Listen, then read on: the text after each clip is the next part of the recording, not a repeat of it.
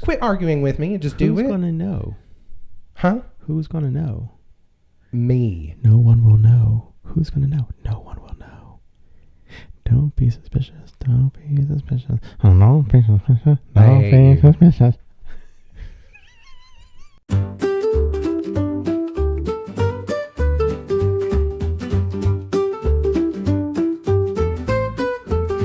Hi, everyone, and welcome to another episode of From Art to Atoms, The Ultimate Curiosity Show. I'm Brandon Shoemaker. And I'm Kermit the Frog.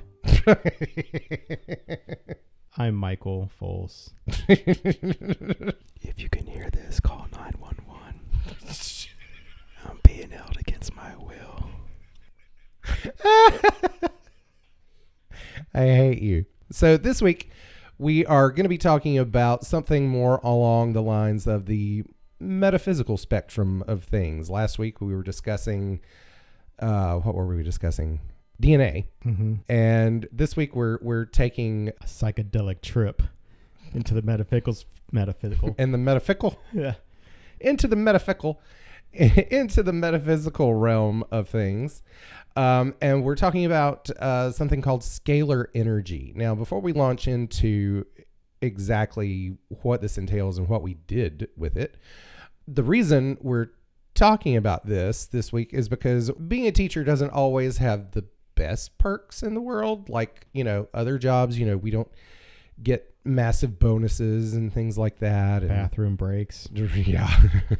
So Teacher Appreciation Week always happens right around the first week in May, or I think it's second the first May. week in May. And so this year we're lucky enough to live in a small little town that has a facility that does scalar energy treatments. And so they offered that to us as a free session for a Teacher Appreciation Week this year. Yeah, because Teacher Appreciation Week, they'll, local businesses will send us coupons for freebies or, a free milkshake or something like that. It's very, very minimal.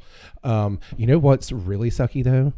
Those darn elementary school teachers get gift cards. You need to calm down there, Cletus. I mean, hundreds of dollars in gift cards sometimes. Yes, I know, because Charlotte gets Yes. them. But to be fair, elementary school teachers only teach 25 to 30 kids, and there's only one teacher parents have to worry about, not 8. Still. Just saying. I'd take a $5 Sonic gift card. Just saying. So, again, back on topic. We were given a gift card this year, a certificate, basically, a free session, 2-hour session at an energy rejuvenation facility. And I want to say facility, I don't want to say place, but it technically is that. Yeah. And so, getting the brochure, I think the first time I looked at the brochure, there was a lot of writing trying to explain what it was.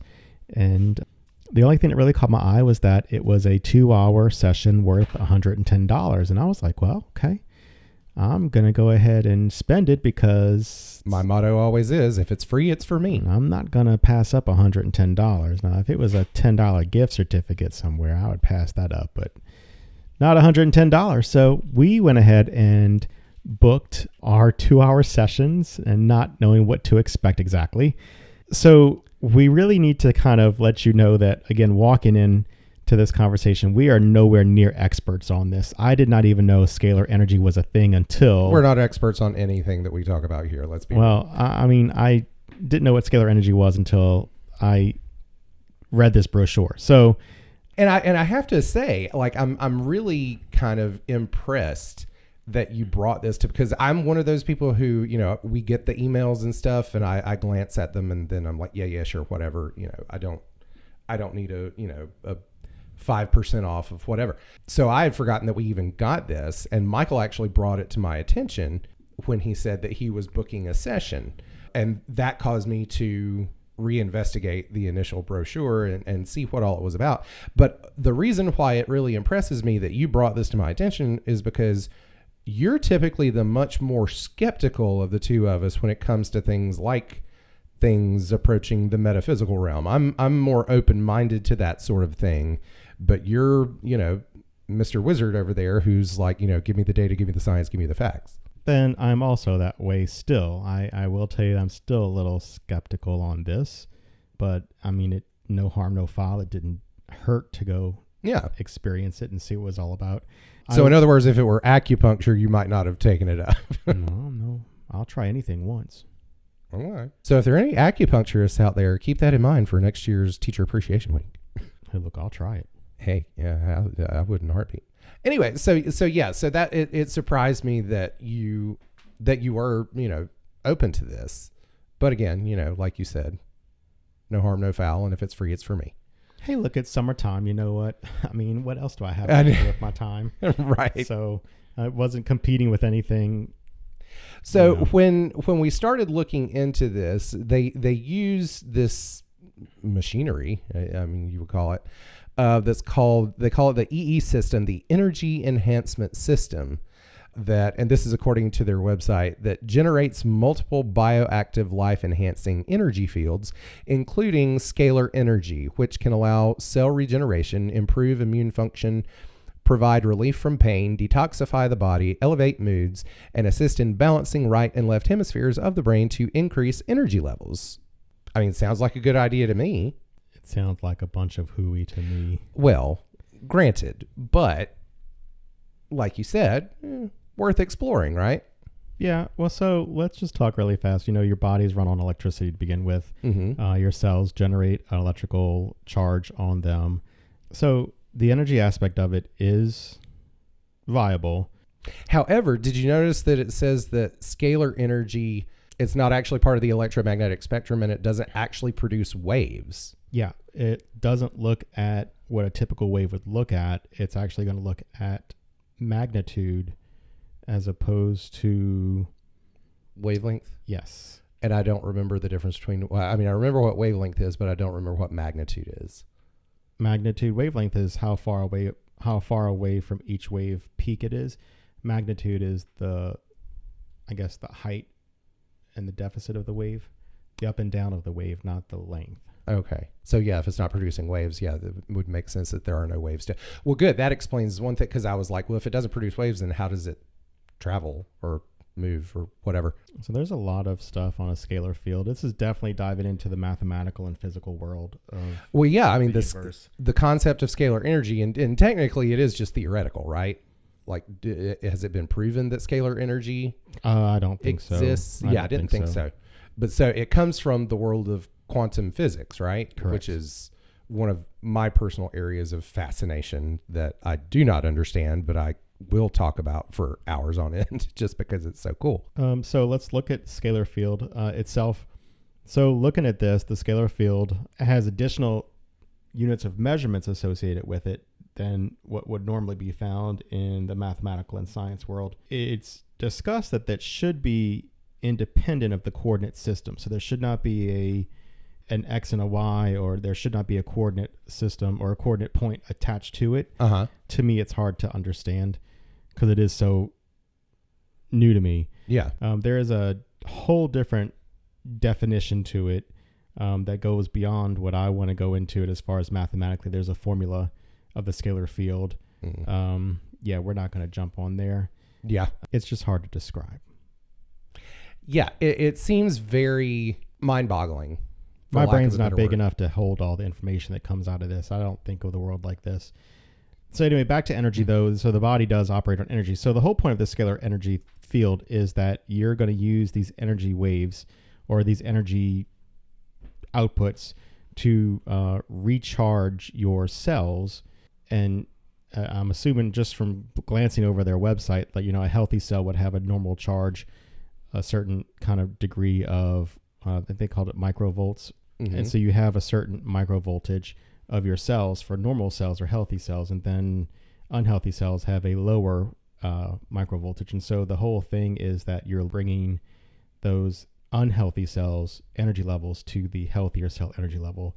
And so that's where they come in and say that they're going to recharge your cells, which, again, when I read that, I was kind of like, this is kind of some mumbo jumbo, but it is what it is. So with that said, that it is going to increase the overall body's energy level and help increase cellular energy by recharging your cells. The whole point of this is to offer a protective shield around the body and kind of spearhead off any harmful effects of any man-made frequencies like radio frequency. Well, I guess the radio frequencies aren't man-made, but stuff that we use, microwaves, radio waves, Any kind of radiation that bombards correct, the body. that is not really harmful in the dosage that we get it, but that's we're exposed to on an everyday basis. And so that these scalar energy waves are supposed to generate a protective energy field around the body, and using the body's energy to generate that wave. And it looks like a protective shell around the body. Right. That magnetic field, or the scalar energy field around the body, that will kind of steer off any of those other ones. Yeah. When I first heard about it, it reminded me of like the practice of Reiki, which is even more out there and hippy dippy, as you would say, than this was, because it's about Reiki is about balancing the body's energy from one person to another. So you have, instead of a machine doing this for you, you have a person who is a Reiki healer or Reiki master who essentially hovers their hands over you and conveys their energy into your energy field to kind of bring it back into balance. I actually had a Reiki session once and I really enjoyed it. It was kind of similar to this in that, it was very relaxing, and I did genuinely feel, better afterwards. So why don't we talk about our experiences with this? First, let's describe what it was like, what this thing looks like. So you go into this dark room that has a bunch of recliners and cots in it. And even one double bed at the center of one wall that looked kind of weird. It almost reminded me of something out of like the Da Vinci Code, where they're doing some sort of like sex ritual or something. Well, this facility offers overnight stays. Yeah. So the bed, I'm assuming, is for an overnight stay, because you definitely did not want to sleep in a reclining chair, a zero gravity chair, or a sleeping cot for the entire night. So I'm assuming that the bed is just reserved for that purpose. Yeah, it is. It was just still very bizarre to kind of see that like at this central point of focus in a room surrounded by other cots and chairs. So on the room itself, the inner perimeter of the room, I guess, is where all the cots and the different chairs and different sleeping options are.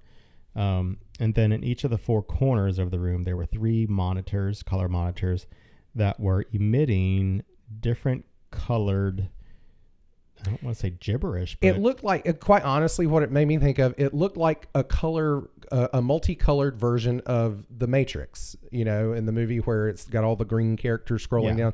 It reminded me of that, but just in multicolor. I was waiting for the poltergeist to come and get me, though, to be honest with you. Yeah, it kind of resembled TV static too. Yeah. So, but what I noticed, did you notice this? Like they were all scrolling at different speeds. Yes. And then they would change speed. And direction also. Yeah. So I don't know how, because they said, you don't have to keep your eyes open. You don't have to look at it or anything like that. In fact, they kind of advertise it as, one of the best naps you'll ever take, which it was a good nap. But so I don't understand exactly how it works through that. There was again, the room was dark. So on these monitors were mounted to a tower, and on the inner workings of the tower, there was other machinery, but you couldn't really see what it was because of the darkened room. So being asleep, you have to think, and they do provide blankets for you. So you're like, okay, so how is this stuff even going to hit me? I think part of it is the television sets were emitting the waves in from the 4 corners, thereby kind of centering right in the middle and creating for lack of a better term, an energy bubble around the room. And so I think when you're in that bubble, it is rejuvenate or recharging your cells supposedly to it. So, when I was the first one to go in, so I was lucky enough to not be in a room with anyone else. No one else was there at the time that I went. And I will say, if you're going to try this out, go. And I told Brandon this, I said, go when you are ready to take a nap, because I fought that. Mine was at 12 noon, and I'm not usually tired around noon. So I had to really kind of focus on falling asleep. So go in there and basically you're not allowed to have your shoes on, which I guess you're supposed to be grounded. I don't know exactly what the shoes do to you, but you don't take your shoes in the room at all. I was honestly, I think it might be just so that they don't squeak and make noise.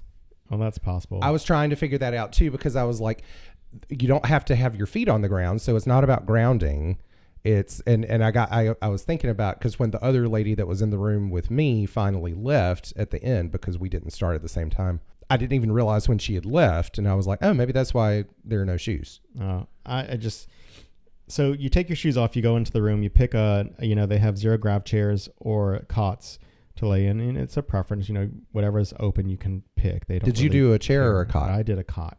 Oh, okay, I did a chair. I did a cot, and so I was also still getting over that sinus infection, so I didn't want to lay down and. Well, you lay down again. I did take my phone in. She did recommend take my phone in, but I had to put it on airplane mode, and I took my phone in just so I had a timer.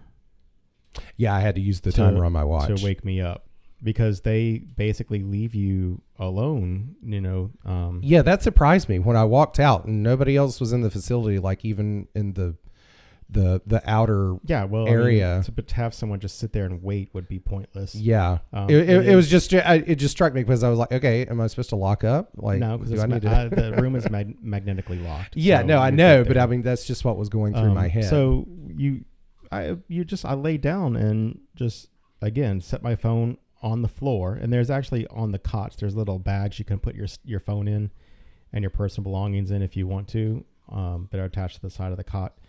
I just put it on the floor and just went to sleep. And I want to say I probably woke up around an hour and a half into it. And at that point I was kind of like, okay, I'm done. I was just like, I have other things to do. So I didn't really have time to go the whole 2 hours. And, the world came back alive to me when I stepped out.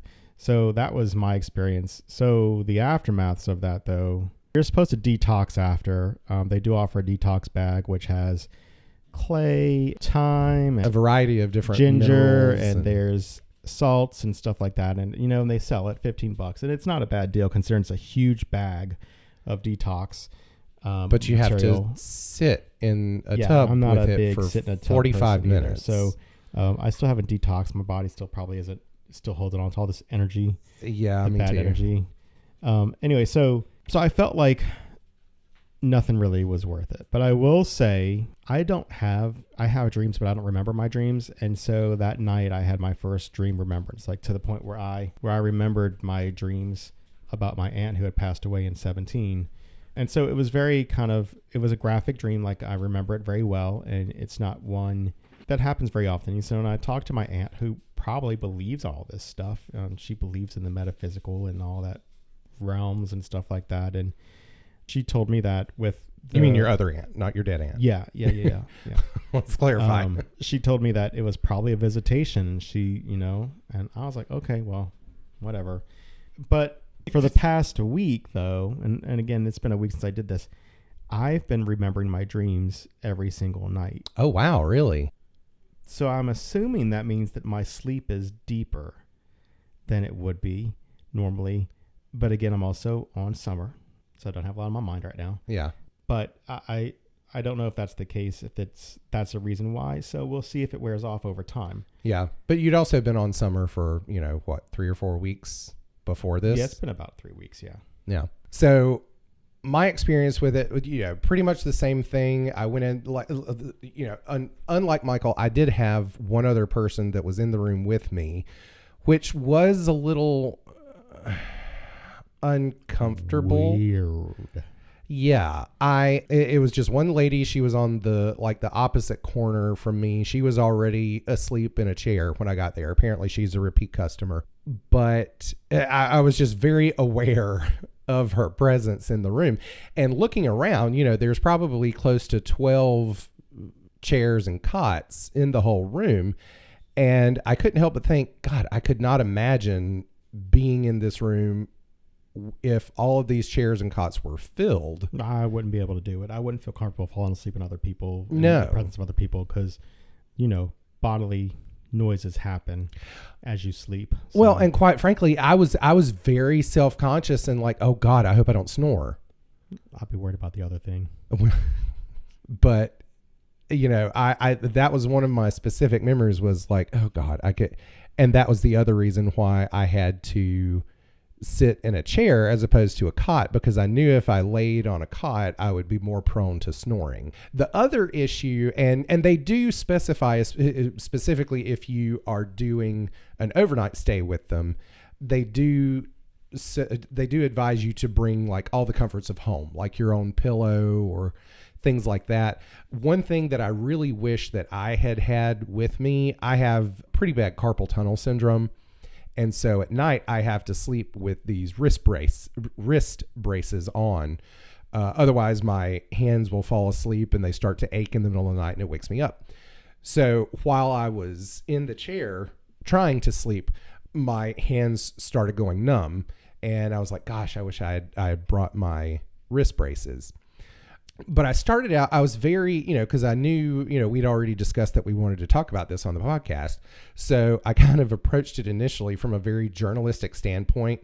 I was taking mental notes of everything that I saw and how the room was laid out, how the machines were laid out. And then after probably 5 to 10 minutes of that and really just sort of thinking analytically, I finally settled in and I started out with just meditating.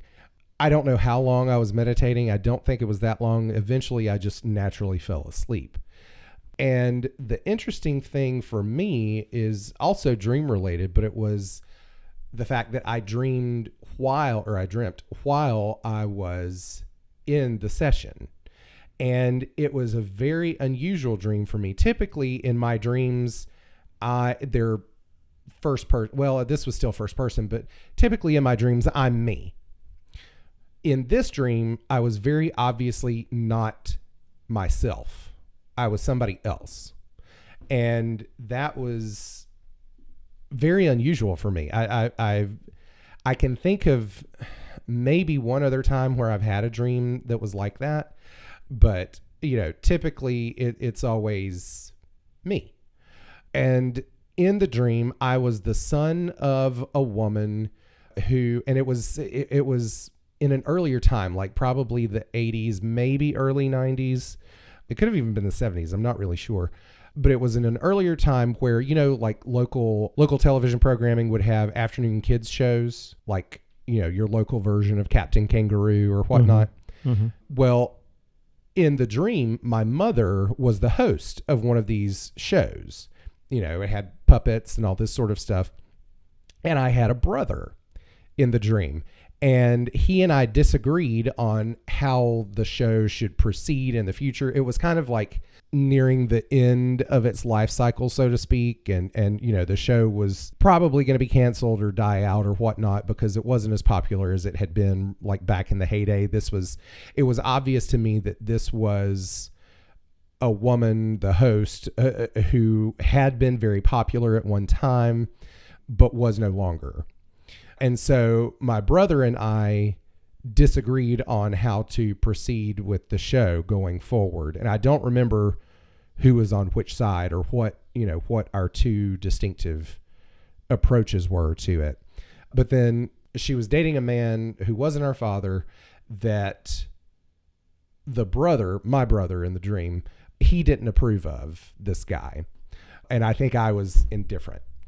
And then the last thing that I remembered was I walked in on the man practicing a version of, I think it was called the frog dance, but it was something that, the woman had done on the show with the kids and whatnot, and he was doing it very obviously wrong.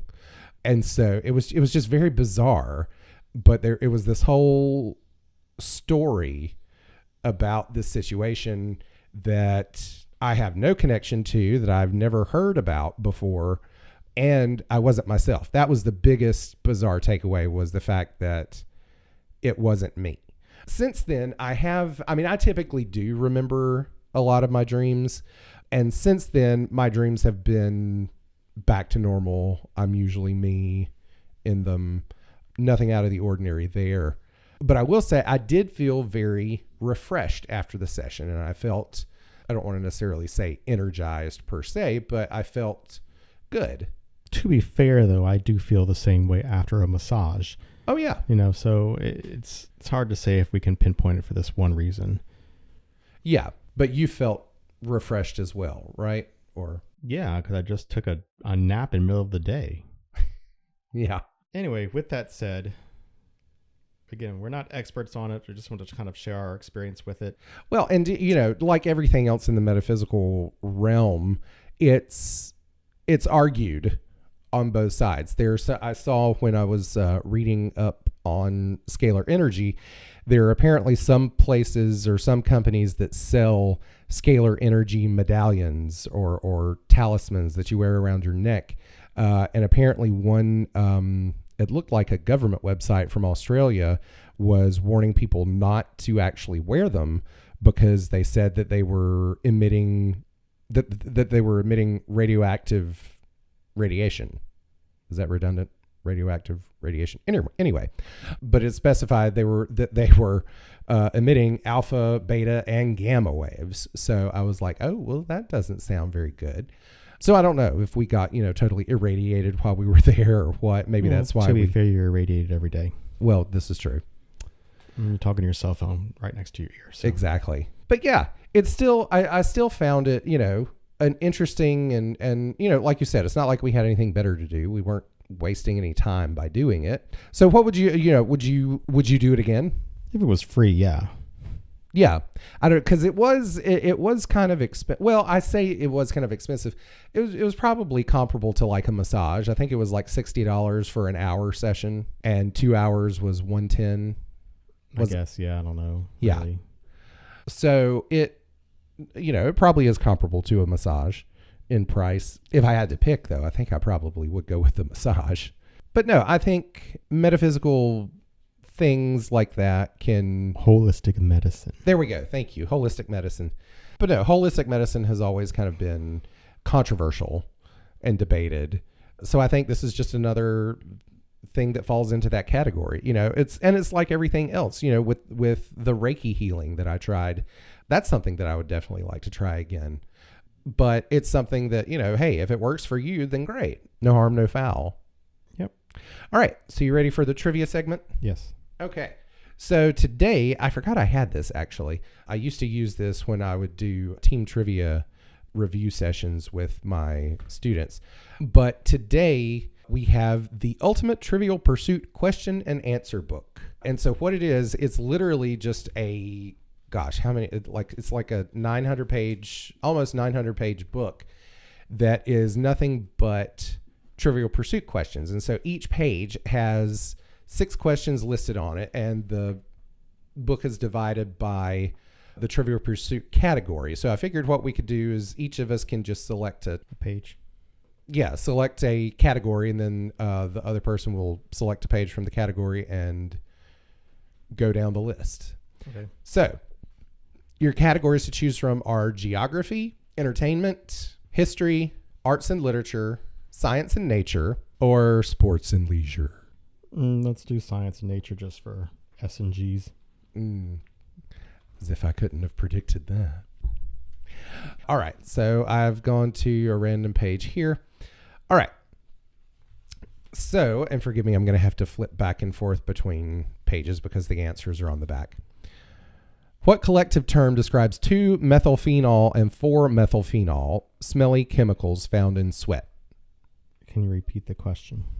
What collective term describes 2 and is written 2-methylphenol and 4-methylphenol, comma, smelly chemicals found in sweat? Are they alcohols? No. It was odorants. Okay. All right, number 2.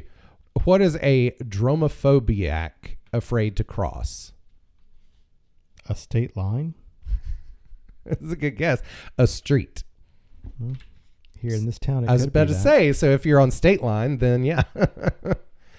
What is a computer's CPU? The central processing unit? Yes. Number 4, where on a fish's body are the growth rings scientists use to determine age? I think they're in the tail.